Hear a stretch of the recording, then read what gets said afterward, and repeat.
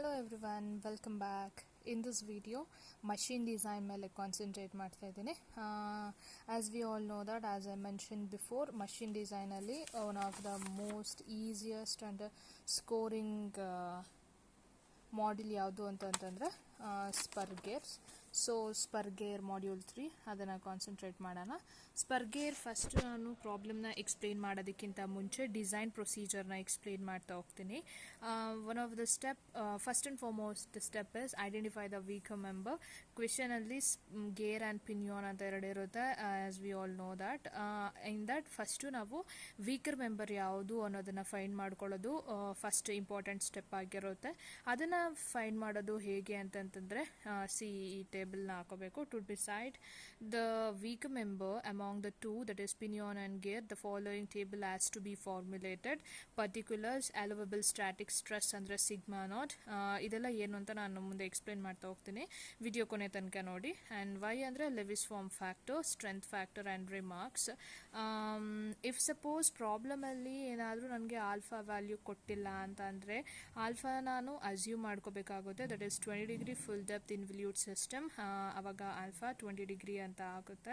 Then for the given pressure angle, Lewis form factor, pinion and gear can be calculated using the following formula. Okay, ನಾನು ನಿಮಗೆಲ್ಲರಿಗೂ book ಯಾವುದನ್ನ refer ಮಾಡ ಅಂದರೆ data hand book ಯಾವುದನ್ನ refer ಮಾಡಿ ಅಂತ suggest ಮಾಡ್ತೀನಿ ಅಂತಂದರೆ go with third edition. Because third ಎಡಿಷನಲ್ಲಿ ಕ್ಲೀನಾಗಿ ಫಾರ್ಮುಲಾಸ್ ಇದ್ದಾವೆ, ಎಲ್ಲನೂ ಜಾಸ್ತಿ ಹುಡ್ಕೋಷ್ಟಿಲ್ಲ. ಆ್ಯಂಡ್ ಫೋರ್ತ್ ಎಡಿಷನಲ್ಲೂ ರೆಫರ್ ಮಾಡ್ಬೋದು, ಬಟ್ ಫೋರ್ತ್ ಎಡಿಷನಲ್ಲಿ ಕೆಲವೊಂದು ಫಾರ್ಮುಲಾಸ್ ಮಿಸ್ ಆಗಿದ್ದಾವೆ. So better go with third edition. As I told you that Lewis form factor ಅಂದರೆ ವೈ. ಆ ವೈನ ಹೇಗೆ ಕ್ಯಾಲ್ಕುಲೇಟ್ ಮಾಡೋದು ಅಂತಂದರೆ like this. y is equals to 0.124 minus 0.1684 divided by z ಅಂತಂದರೆ ಈ ಲೆವಿಸ್ ಫಾರ್ಮ್ ಫ್ಯಾಕ್ಟರು ಈ ಫಾರ್ಮುಲಾ ಬುಕ್ಕಲ್ಲೇ ಇರುತ್ತೆ. ದಟ್ ಈಸ್ ಥರ್ಡ್ ಎಡಿಷನಲ್ಲಿ page number 163.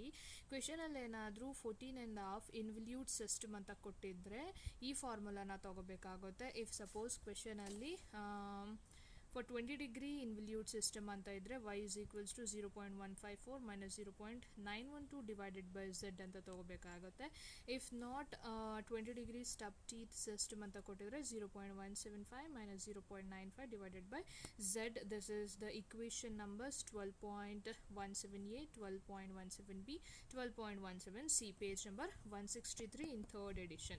Since the lead carrying capacity of the teeth is a function of the product sigma naught y, the gear whose value of sigma naught y is less is the weaker member. ಅಂದರೆ ಈ ಒಂದು ಫಾರ್ಮುಲಾನ ನಾನು ಈ ಟೇಬಲಲ್ಲಿ first ನನಗೆ allowable static stress ಅಂತಂದರೆ already ಕ್ವೆಶನಲ್ಲಿ ಕೊಟ್ಟಿರ್ತಾರೆ, ಇಲ್ಲ ಯಾವುದು ಮಟೀರಿಯಲ್ ಕೊಟ್ಟಿರ್ತಾರಲ್ಲ ಆ ಮಟೀರಿಯಲ್ದು ಸ್ಟ್ಯಾಟಿಕ್ ಸ್ಟ್ರೆಸ್ನ ಕೊಟ್ಟಿರ್ತಾರೆ, ಆ ವ್ಯಾಲ್ಯೂಸ್ನ ಇಲ್ಲಿ ಬರ್ಕೋಬೇಕಾಗುತ್ತೆ. ಸಿಗ್ಮಾ ನಾಟ್ 1 ಯಾವುದೇ ಕಡೆ ನಾವು ಸಿಗ್ಮಾ 1 ಅಂತ ತಗೋತೀವಲ್ವ, ಇವಾಗ y1 ಅಂತ ತಗೊಂಡಿರೋದು, ಸಿಗ್ಮಾ ನಾಟ್ 1 ಅಂತ ತಗೊಂಡಿರೋದು, ನೆಕ್ಸ್ಟ್ ಝೆಡ್ ಅಂತ ಬರುತ್ತೆ, ಝೆಡ್ಡು ಎನ್ನು ಇವೆಲ್ಲ 1 ಅಂತ ಬಂದಿದ್ದೆಲ್ಲ ಪಿನಿಯಾನಿಗೆ. And sigma naught 2, y0, z2, d2, n2 ಎಲ್ಲ ಬಂದರೆ ಗೇರ್ ಅಂತ ಅಂಡರ್ಸ್ಟುಡ್ ಮಾಡ್ಕೋಬೇಕು. ಆ್ಯಂಡ್ ಸ್ಟ್ರೆಂತ್ ಫ್ಯಾಕ್ಟರ್ ಹೇಗೆ ಅಂದರೆ sigma naught 1 into y1 Lewis form factor and allowable static stress. ಎರಡರದ್ದು ಏನು ವ್ಯಾಲ್ಯೂ ಬರುತ್ತಲ್ಲ, ಎರಡರಲ್ಲಿ ಯಾವುದು ಕಡಿಮೆ ವ್ಯಾಲ್ಯೂ ಬರುತ್ತೋ ಅದು ವೀಕ್ ಮೆಂಬರ್ ಆಗ್ತಾ ಹೋಗುತ್ತೆ. ಆ್ಯಂಡ್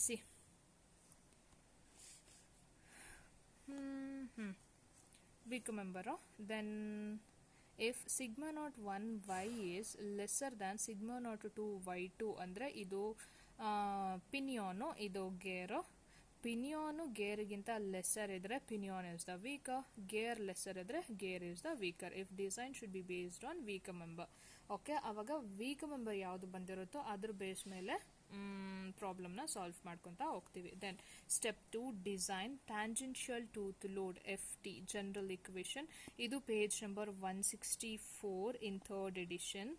ಆ್ಯಂಡ್ ನೋಡೋಣ ಅದು ಫಾರ್ಮುಲಾ ಏನಂತ. FT is equals to 1000 PCS by V, where P power is in kilowatt, pressure is in kilowatt, and CS is the service factor. ಇದು ಪೇಜ್ ನಂಬರ್ 187 ಅಲ್ಲಿದೆ, third edition ಏನೇ. Table number 12.8 ನಿಮಗೆ fourth edition ಬೇಕು, fourth edition refer ಮಾಡ್ತಿದ್ದೀವಿ ಅನ್ನೋದಾದರೆ page number 235 same table number 12.8 V ಅಂದರೆ pitch line velocity. ಆ V ವೆಲಾಸಿಟಿಗೆ formula V is equals to pi D N divided by 60,000 metre per second, where N is the speed of weaker member in RPM.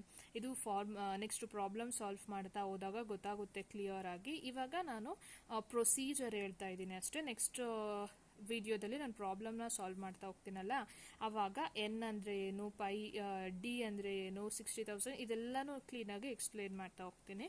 ಇವಾಗ ಪ್ರೊಸೀಜರ್ಸ್ನ ನೋಡ್ಕೊಳ್ಳಿ.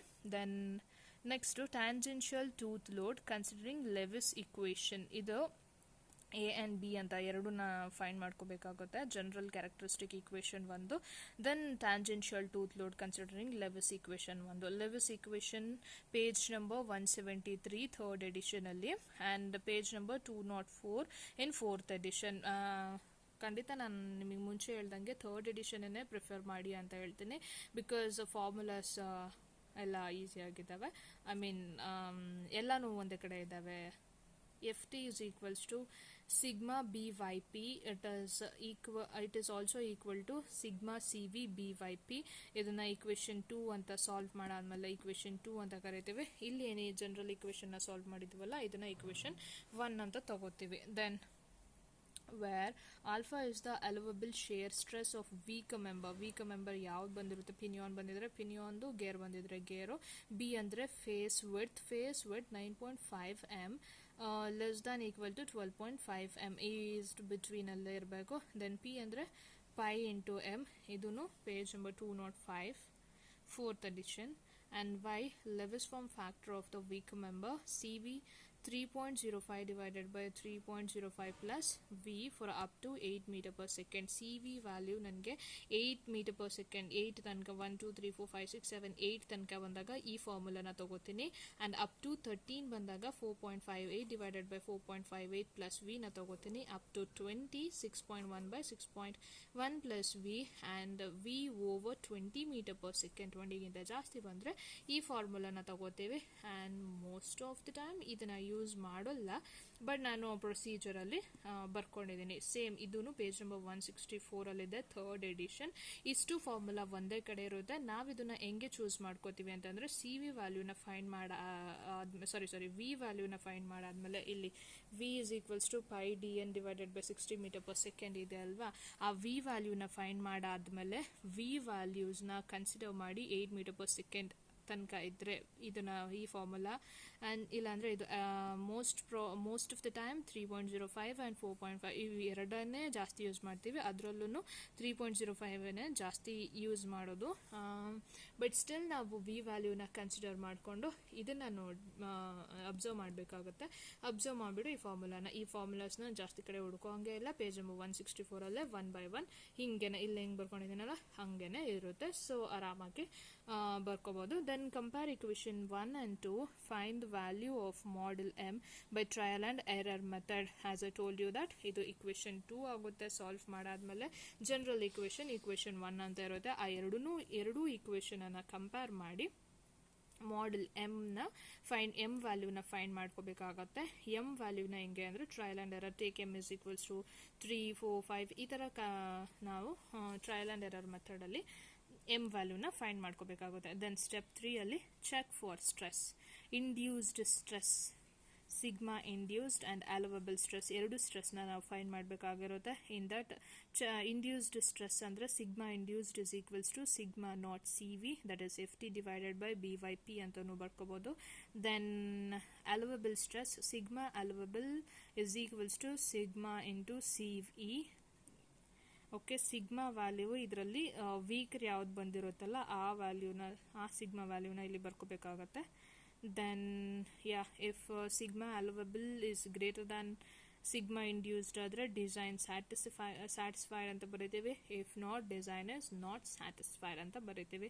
ಮತ್ತೆ ಕುತ್ಕೊಂಡು ಕಂಪ್ಲೀಟಾಗಿ ನಾವು ಪ್ರಾಬ್ಲಮ್ನ ವೆರಿಫೈ ಮಾಡೋ ಅವಶ್ಯಕತೆ ಇಲ್ಲ. ಡಿಸೈನ್ ಇಸ್ ನಾಟ್ ಸ್ಯಾಟಿಸ್ಫೈಡ್ ಅಂತ ಬರೆದು ನೆಕ್ಸ್ಟ್ ಸ್ಟೆಪ್ನ ನಾವು ಕಂಟಿನ್ಯೂ ಮಾಡ್ಕೊಂಡು ಹೋದರೆ ಸಾಕು.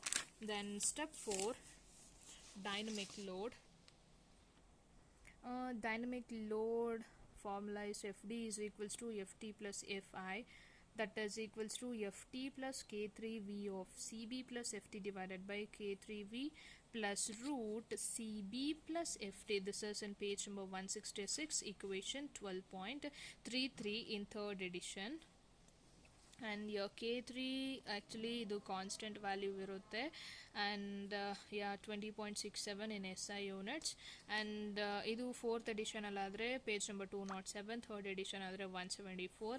And C is the clearance value, that is table 12.11 and 12.12, page number 190 in third edition. And error page number 191 in third edition, 237 in fourth edition, table 12.13 in fourth edition, 12.14 in third edition. And step 4, where load FW is equals to dBQK. It is in page number 167, equation number 12.36a in third edition. And if you are preferring fourth edition, that is page number 208 and equation 12.15, where W is the wear load, D is the diameter of weaker member, and the Q is the load stress factor or ratio factor. A Q na heng find madodandre 2Z2 divided by Z2 plus Z1. This is page number 167, equation 12.36c in third edition, page number 208, equation 12.15c in fourth edition. ಇದು ಏನಂದ್ರೆ last step ಅಲ್ಲಿ FW must be greater than equal to FD ಬರಬೇಕು. ಬಂದ್ರೆ design satisfied, if not design is not satisfied. Then to find K ವ್ಯಾಲ್ಯೂನ find ಮಾಡೋಕ್ಕೆ refer table 12.16, page number 193 in third edition, 239 in fourth edition. ಮತ್ತು Brinell hardness number BHN for pinion and ಗೇರ್ನ find ಮಾಡೋಕ್ಕೆ based on K value ಮೇಲೆ ನಾನು ಯಾವುದು BH ಅಂದರೆ hardness ನಂಬರ್ನ ಫೈಂಡ್ ಮಾಡ್ಕೋಬೇಕಾಗುತ್ತೆ. This completes the procedure. And in the next video problems ಬೇಕು, ಪ್ರಾಬ್ಲಮ್ಸ್ನ ಸಾಲ್ವ್ ಮಾಡಿ ಯಾಕೆ ಅನ್ನೋದಾದರೆ ಪ್ರಾಬ್ಲಮ್ಸ್ ಅಂತ ಕಮೆಂಟ್ ಮಾಡಿ, ನಾನು ಪ್ರಾಬ್ಲಮ್ನ ಸಾಲ್ವ್ ಮಾಡಿ ಕಮೆಂಟ್ ಮಾಡ್ತೀನಿ. ಮತ್ತು ಈ ಪ್ರೊಸೀಜರ್ ಸ್ಟೆಪ್ ಏನು ಎಕ್ಸ್ಪ್ಲೇನ್ ಮಾಡಿದೆ ಅಲ್ಲ, ಈ ಪ್ರೊಸೀಜರ್ ಸ್ಟೆಪ್ಪು ಬೇಕು ಅನ್ನೋದಾದರೆ ಕಮೆಂಟ್ ಮಾಡಿ ಲಿಂಕ್ ಅಂತ ನಾನು ಇದನ್ನು PDF ಫಾರ್ಮೆಟಲ್ಲಿ ಡಿಸ್ಕ್ರಿಪ್ಷನಲ್ಲಿ ಹಾಕ್ತೀನಿ. ಬಾಯ್, ಥ್ಯಾಂಕ್ಸ್ ಫಾರ್ ವಾಚಿಂಗ್. ವಿಡಿಯೋ ಇಷ್ಟ ಆಗಿದ್ರೆ ಲೈಕ್ ಮಾಡಿ, ಆ್ಯಂಡ್ ಅಫ್ಕೋರ್ಸ್ ಯೂಸ್ಫುಲ್ ಆಗಿದೆ ಅಂತ ಅನ್ಕೋತೀನಿ. ಸೊ ಸಬ್ಸ್ಕ್ರೈಬ್ ಮಾಡ್ಕೊಳ್ಳಿ. ಮತ್ತೆ ಸಿಗೋಣ. ಬಾಯ್.